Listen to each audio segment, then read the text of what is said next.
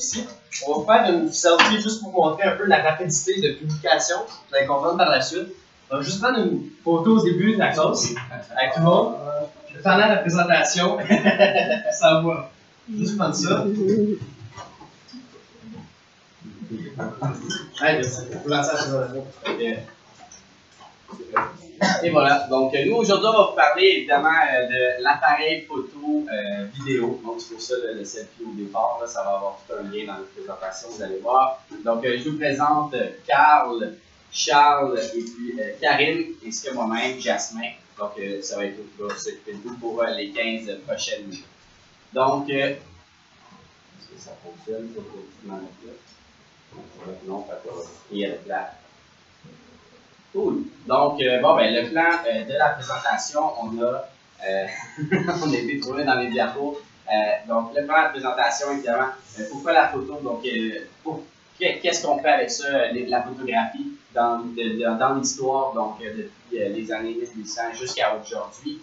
Et puis, par la suite, donc, dans ce qui est le plus récent, on va diviser ça en deux segments. Donc, la caméra populaire ainsi que la caméra plein air. Et puis, on a des petites vidéos, des petites vidéos intéressantes pour la fin.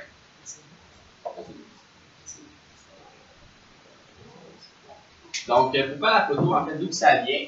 Avant même l'apparition de la première appareil photo, on avait déjà des portraits qui existaient, donc des photos. Donc, il y avait des gens qui peinturaient le visage de la personne. Donc, on a un joli portrait ici pour illustrer. Je ne sais pas exactement c'est qui, mais juste un petit support visuel. Donc, évidemment, la photo aujourd'hui va répondre à différents besoins. Donc, des besoins sociaux, des besoins d'estime de soi et même d'accomplissement. Donc, ça va relier à ces besoins-là de près ou de loin.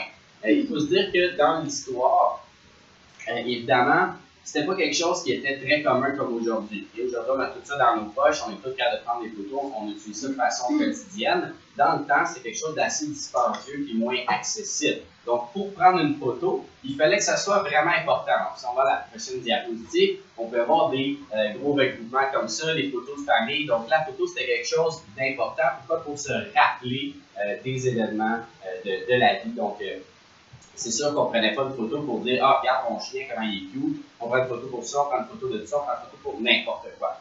Donc, la première appareil photo est avant 1827. Donc, c'était vraiment très, très préhistorique là, comme appareil. Ça ne faisait pas des bonnes photos, ça ne faisait pas grand-chose en fait.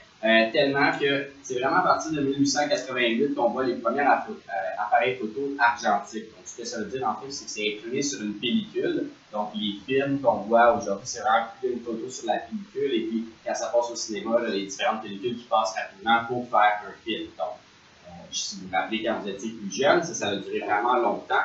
Donc, jusque dans les années 2000, on voyait encore ça. Donc, quand vous étiez jeune, vos parents prenaient une photo de vous et puis il fallait aller la faire développer au magasin. Donc, encore là, ça coûtait très cher. Puis, les photos, c'était pas quelque chose qui était utilisé là, de façon aussi importante qu'aujourd'hui. Et puis, la première photo couleur, c'est en 1963 que c'est apparu, mais c'est encore dans le même groupe de la photographie argentique, donc avec la pellicule. Donc, ça a été la plus grande partie de l'histoire de la photographie. Sinon, ça a vraiment, à partir des années 2000, c'est vraiment aller vers la photo numérique que Charles va vous faire. On est dans le début des années 2000, boum, l'arrivée du numérique.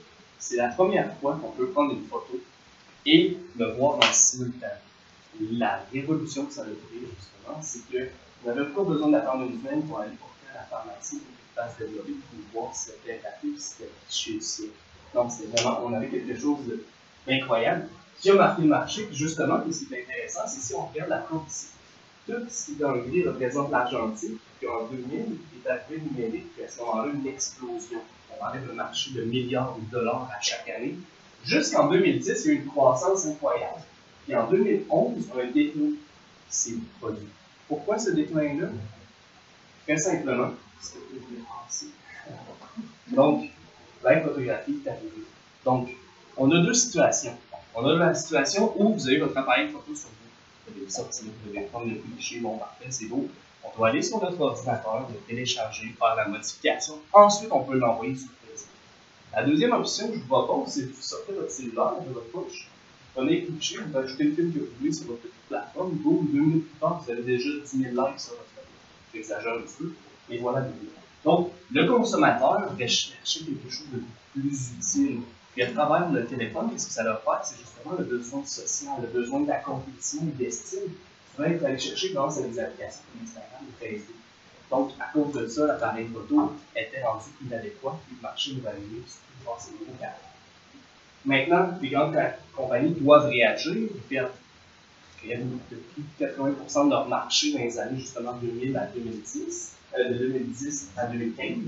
Nikon a été une des compagnies qui a le mieux réagi face à ça. Dans la crise, dans la décroissance, avec le 20% du marché restant, ils ont fait parfait. Il reste 24% du marché, on va faire un marché riche, on concrétise notre solution. Donc, utiliser les contacts qu'ils avaient déjà, puis ils les ont ciblés vers un autre marché. Par exemple, ils ont sorti l'appareil bleu qu'on voit, le Coolpix, qu'ils appellent, qui était dédié vers la famille. Qu'est-ce qu'on veut pour la famille? Quelque chose de coloré pour les enfants, quelque chose qui va résister au choc, waterproof. Donc, ils ont justement sorti des appareils qui étaient résistants complètement dans sa tête, il n'y avait aucun problème. Ensuite, pour le marché plus professionnel, il y a des personnes qui vont prendre des paysages, qui vont attendre le cliché pendant des heures. On a besoin d'appareils haut de gamme. Donc, leurs contacts qui sont arrivés avec des lentilles hybrides qu'on pouvait changer entre des clichés selon ce qu'ils sont cherchés. Donc, Nikon, à travers toute la décroissance du marché, a vu ses parts de marché en termes de volume de passer 11 à 20,4% en un an. Et en termes de valeur, de 13,2% à 21,3% en termes de valeur. Donc, imaginez la décroissance du marché. Eux, ils augmentent les prix, mais en plus, ils gagnent double de 100% de leur marché. Ils ont trop bien réagi. C'est pour ça, justement, on voit qu'ils sont encore très très forts aujourd'hui avec les appareils. Donc, d'autres concrétisations qu'il y a eu, un marché niche qui a explosé aussi, c'est la caméra télé. La caméra télé, on a décidé aujourd'hui de parler de différents segments. On a choisi un des segments, c'est la caméra télé. On a exposé à la caméra télé. Plusieurs d'entre nous utilisent la caméra télé à un usage quotidien. Mais il est intéressant de voir qu'il y a quelque chose avant la GoPro. On est très familier avec la petite machine qui prend des photos en haute définition, mais il y a eu beaucoup avant. Ça a commencé dès les années 1960. Ça a commencé sur les émissions américaines. Un monsieur se nommant Bob Sinclair a commencé à prendre des vidéos de leur en du parachute pour une émission en 2020. Puis il s'est dit que ça serait intéressant de montrer un nouvel angle. Il a décidé de placer une caméra sur son place de manière plus originale. Puis, ça n'a pas marché. Ça n'a pas été pris par le consommateur. Puis, après 2 ans, l'émission s'est arrêtée. Puis, l'idée s'est un peu éteinte. Elle a repris quelques années plus tard, dans les années 65-66, dans la course automobile, dans la F1. On a essayé toutes sortes de choses pour essayer d'incorporer la caméra en place. On a utilisé le doctrine. C'est pas une fausse photo, c'est une vraie photo qui a été prise. On a essayé de stabiliser la caméra sur le casque. Ça n'a pas vraiment marché. Comme le parachutisme, le marché n'était pas prêt, c'était surtout pour le milieu professionnel, c'était pas pour le consommateur de tous les jours. Puis c'était pas encore assez développé et puis moi, il n'était pas encore 100%.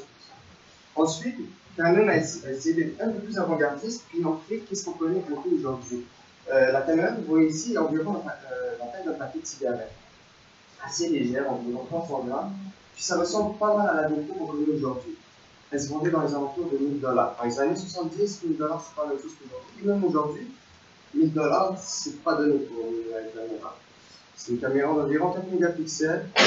C'était utilisé surtout pour le milieu de la moto, mais quand même, avec ce produit, ils ont essayé de toucher le milieu professionnel puis le consommateur moyen d'aujourd'hui.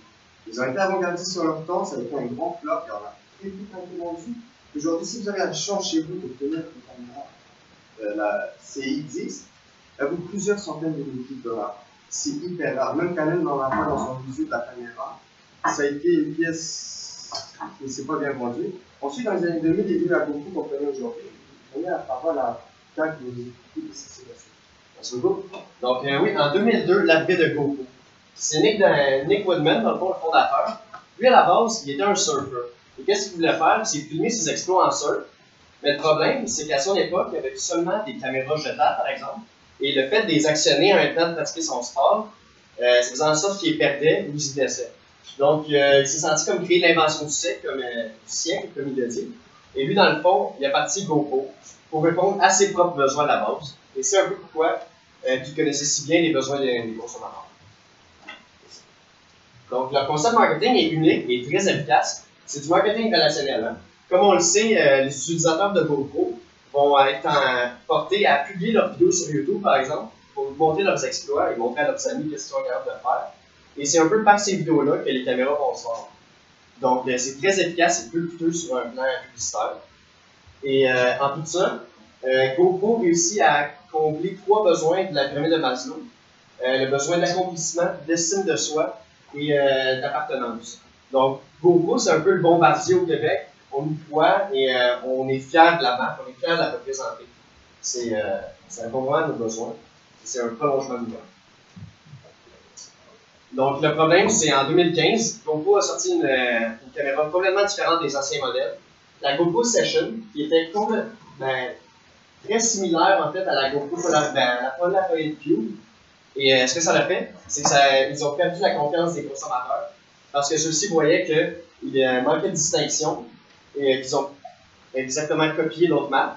Ça a amené des poursuites judiciaires, une descente à la bourse de 62$ à 10$, ce qui est 6 fois moins que ce qu'il valait en un an, le jour de la sortie dès le jour de la sortie de la session. Et en plus de ça, ça montre vraiment qu'en une forte concurrence, c'est vraiment important de se différencier parce que les gens croyaient en GoPro et que lorsqu'ils ont sorti la Session, par exemple, ils l'ont sorti à 400$, ce qui est 200$ plus cher que l'autre caméra et elle était moins bonne qualité que l'ancienne GoPro. Donc, ils ont dû descendre le prix de 100$ 2 fois de suite pour la descendre à 200$. En réalisant ça, les consommateurs ont remarqué que la marge de profit chez GoPro était immense, soit presque 80%. Donc, ils ont perdu la confiance des consommateurs, ce qui est très important dans notre ère. Leur plan de relance pour 2016, c'est d'attaquer le marché des drones. Les drones, pour ceux qui savent moins, on en a deux exemples ici. Un que j'ai ici avec une caméra, qui est un peu moins bonne qualité que ce qu'ils vont lancer. Ce qu'ils vont lancer devrait être autour de 500-600$. Ça, c'est un modèle environ à 300$. On a aussi un modèle à 15$. C'est très stable. Et qu'est-ce que ça fait, c'est qu'on a plus de liberté quand finalement les consommateurs veulent pouvoir avoir de la liberté et pouvoir contrôler ce qu'ils filment sans avoir à l'activer ou la contrôler avec une manette. On sait que les nouveaux drones vont nous géolocaliser, nous fixer et nous suivre. Donc c'est très pratique. Et le fait de suivre ce marché-là, c'est important pour eux parce que plus le marché des drones augmente, plus la courbe de GoPro augmente aussi. Dans les drones récréatifs, c'est majoritairement parlant des drones qui vont être utilisés comme caméra avec les adapteurs des compagnies comme DJI ou 3DR. Donc, le fait d'attaquer ce marché-là, c'est sûr que c'est un risque à prendre parce que ça va être très coûteux, mais c'est à l'avantage. On a un vidéo pour vous présenter comment ils nous représentent ce drone qu'on lance. Pour faire lancer notre drone. Take a moment to look around you. Take a moment to recognize the magic that surrounds us every day. The sky, clouds, wind through the trees, ocean waves, snow, rain, the sun rising, the sun setting. All of this, a dream.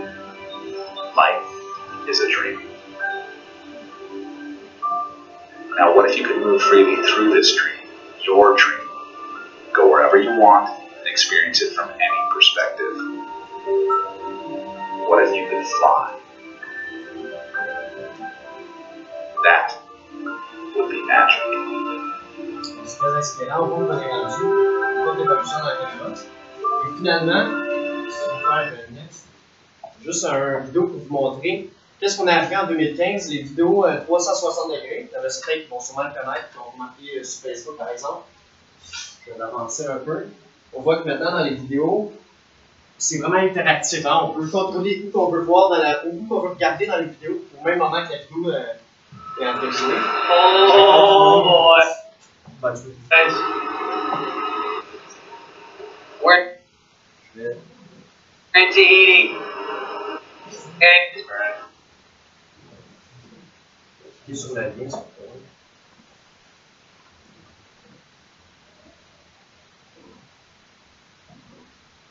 En fait, l'idée, c'est vraiment on peut la caméra filme de tous les sens, et puis quand on regarde notre vidéo, on peut décider de tourner où on regarde. Donc, pour ceux qui ont déjà vu ça, c'est assez intéressant parce qu'on peut réécouter la même vidéo en regardant des endroits différents. C'est comme si on y était réellement. L'expérience visuelle est vraiment pratiquement réelle. On peut regarder, ok, on regarde par là, puis on change de Ils ont déjà vu, là. Pendant ça, on pouvait prendre une chambre d'hôtel, puis se promener. C'est la photographie, là. On pouvait voir toute la pièce, mais d'une photographie. C'est cette technologie-là, mais en film. Exact. Donc, c'est vraiment, on pousse toujours un petit peu plus loin, un petit peu plus loin. Donc, il y a vraiment tellement de façons aujourd'hui d'adapter la photographie et la caméra. L'utilisation sur L'ordi, peut-être qu'il n'est pas adapté, qu'il n'est pas encore updaté, tout ça, mais c'est bizarre. Normalement, sur YouTube, dans le fond, on peut contrôler avec les touches. C'est bien possible que l'ordinateur. Vieille version.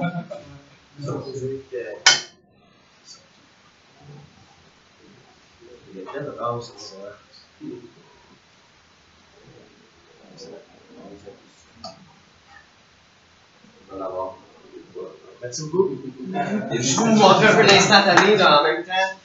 Au même moment, la vidéo va être updatée dans notre diapositive, mais là, on a dû faire échappe.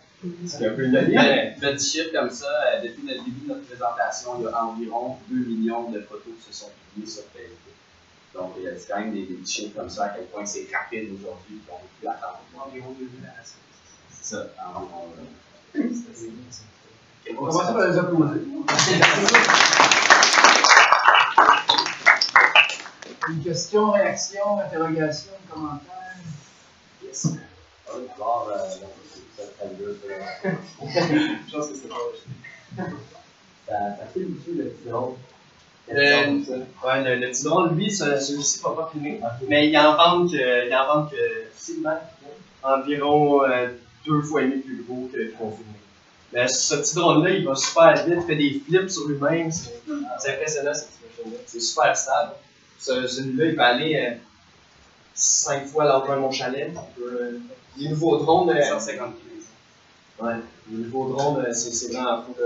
Ils localisent ton visage. Ils vont tourner autour de toi en te regardant tout le temps. Ils vont te suivre en bateau à 40 000 à l'heure. C'est ça. Les données, c'est dans son domaine. Premièrement, félicitations, c'est vraiment une leçon à la présentation. Je me demandais justement les caméras de 360 degrés. J'ai entendu parler qu'ils voulaient mettre ça justement dans les centres, pour les caméras de Montréal ou quoi que ce soit, que tu peux t'abonner à l'année pour suivre les matchs. C'est une compagnie en particulier qui a développé ça comme. En fait, il y a plusieurs compagnies qui font ça. Puis il y en a même qui sont abordables pour. Bon, on a trouvé des caméras à 400$ qui pouvaient en 360, puis c'était waterproof. C'est vraiment pour compétitionner à GoPro. Il y a plusieurs gammes normalement, mais le top du top, on est dans les 2000$, puis c'est super facile d'utilisation, la batterie est assez autonome. Ça ressemble vraiment à une GoPro, juste que tu peux te déplacer pendant la vidéo. Ok, ça semble gros super. C'est une sorte de boule de cristal. Pour faire attention, il y a plusieurs modèles aussi. Il y en a des caméras 360 maintenant pour les caméras de surveillance. Je ne sais pas s'il y en a dans le corridor. Maintenant, 360 en live, c'est une autre caméra de c'est très facile. C'est sûr que dans notre présentation, on a parlé beaucoup du consommateur, la population générale, mais il y a aussi tout ce qui est l'industrie du cinéma qui fait des grands consommateurs, caméra de sécurité. Donc, il y a aussi beaucoup d'entreprises, d'organisations qui vont utiliser ce type de caméra-là. Il y a l'occasion dans la vie publique. Exactement. Donc, parce qu'on aurait pu en parler pendant des heures de toutes les façons possibles d'utiliser la caméra comme Puis, un certain point, c'est si vous aviez des clichés, avoir des belles poses, avant, pour avoir un cliché de vous sur votre bateau, il fallait louer un hélicoptère avec un caméraman, milliers de dollars de fait. Là, on paye 300$ pour un drone, on est capable de faire ça de chez soi. Mais ça rend beaucoup plus accessible le marché du consommateur, donc le commun du mortel, on peut devenir professionnel. En B2B, quand vous devez avoir une photographie de votre usine, de vos installations, en France, vous allez payer très cher pour avoir ça. Juste TV Nouvelle avec leur hélicoptère TVA. Maintenant, avec des drones beaucoup moins chers, tu peux avoir la même. Bientôt, je suis sûr que. Ouais, c'est bon. Les autres questions, commentaires. J'en aurais une, moi. Donc, merci de votre exposé vivant, dynamique, les invités. J'ai mis ici le passage, je vais montrer le succès de la GoPro. À la bourse, oui. Ouais, puis je me demandais, à votre avis, là, dans le succès de la GoPro, jusqu'à quel point il n'y a pas eu un peu de virage qui les aurait dit? Ça a commencé un peu avec le virage. La première grande de GoPro, c'était dans un show télévisé un peu américain, où présente un produit qui t'appelait et ça s'achetait. Puis, surtout, regarde ce que j'ai fait avec ma GoPro. Exactement. Vous vous rappelez le virage qu'on avait vu? C'est-à-dire que là, les gens, regardez comment c'est. Je ne sais pas si vous l'avez vu, mais si à chaque fois, quand tu as une vidéo qui est prise par la GoPro, est-ce que tu vois en bas à droite, pas trop de GoPro? Mais aussi, des fois, les vidéos virales, tu as le son au début, le son d'ouverture de la caméra, qui le reprennent dans les introductions de leur grand vidéo. Parce qu'à ce moment-là, à chaque fois que quelqu'un postait sur le net un truc fait avec la GoPro, il donnait le goût à ses amis de faire la même chose. C'était une forme de virage. Si vous regardez la valeur boursière, c'est exceptionnel, la montée boursière qu'on a eue. Donc ça, c'était la première question. Je pense que évidemment, il y a aussi, ils ont fait des vidéos réellement pour montrer à quel point la caméra est incroyable.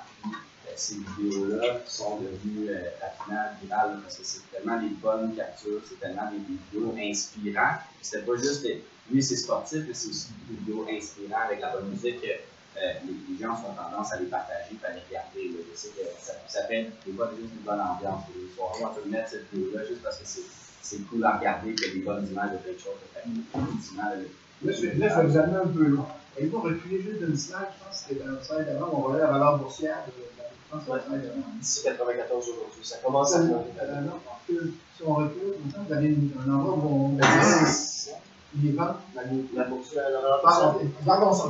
vous avez un appareil photo qui vaut genre 6 milliards de capitalisation boursière, c'est ça? 4 milliards. Ce qui est énorme. Alors là je sais que je suis plus loin que comportement consommateur, mais je vais vous réaliser ça. Des fois, vous êtes en marketing, là, les financiers vous donnent des objectifs de rentabilité complètement démesurés. C'est-à-dire que là, vous regardez tout le produit, le cycle de vie d'un produit. Votre GoPro est à la fin de son cycle de vie. Vous valez 4 milliards. Là, on veut maintenir 4 milliards de valeur boursière. Alors là, on vous impose de trouver des produits qui vont générer autant de revenus. Ça, c'est de la pression, là, big time. Alors, ils ont essayé de lancer un nouveau produit. La semaine d'après. Le point, c'est la semaine que... Mais ce que je voulais, le petit clin d'œil que je peux vous envoyer, c'est que, oui, on est tous en marketing, vous avez travaillé en marketing, mais donc des fois, dans les organisations, la culture d'organisation bascule devient financière. Et vous avez des obligations de cash flow qui font que là, tu dis, je suis jamais capable. C'est pas tenable. Sincèrement, c'est pas tenable. Là, c'est très difficile à tenir. Regarde, là maintenant, je vous dirais, regardez juste à Apple, qui se maintiennent, que vous aussi, là, ça va être difficile à tenir. Je vais juste faire ce petit clin d'œil-là. Donc, vous avez un produit, vous savez que le cycle va finir par baisser, vous ne pouvez pas à un moment donné. Puis là, quand les financiers qui disent, hey, let's go, gens, on veut du cash flow, on veut des lances, il faut que je lance des nouveaux produits. Ça donne ce qu'ils proposent, puis je le souhaite. Je le souhaite bonne chance. Achetez pas le net. On va les applaudir.